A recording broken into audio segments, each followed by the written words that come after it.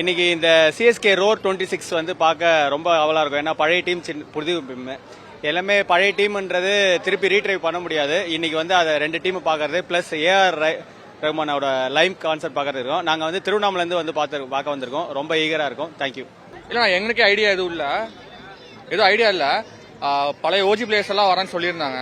So அதுக்காக எக்ஸைட்மெண்ட்டாக இருக்கும். Match எதுவும் இன்ட்ரெஸ்ட் இல்லை, நடக்காதுன்னு நினைக்கிறேன். மேபி ஃப்ரெண்ட்லி மேட்ச் ஒரு 10 ஓவர் நடப்பாங்க அவ்வளோ. கண்டிப்பாக என்டர்டைன்மெண்ட்டாக இருக்கும். முன்னாடினா நம்ம ஆப்போனன்ஸ் கூட ஒரு இதாக இருக்கும்.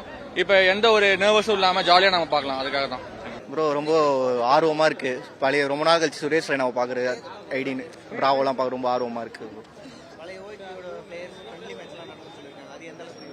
அது ரொம்ப ஆர்வமாக இருக்கு. ஓஜி பிளேஸ்க்கும் நியூ பிளேஸ்க்கும் மேட்ச் வைக்கிறது ரொம்ப எக்ஸ்பெக்ட் பண்ணுறோம். அது பார்க்கலாம். ஒரு வைபாக இருக்கும், எக்ஸ்பெக்ட் பண்ணுறோம். அவர் பையன்லாம் வந்து பார்ட்டிசிபேட் பண்ணுறாங்க கேள்விப்பட்டோம். யாரை பார்க்க வந்த நீ? நல்லா இருக்கும். சொல்லு. எதுவும் தெரியாது.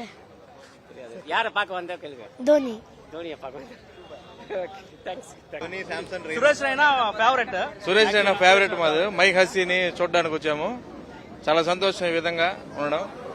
ధోనీని చూడడానికి కేవలం ధోని కోసమే విజయవాడ నుంచి రావడం జరిగింది.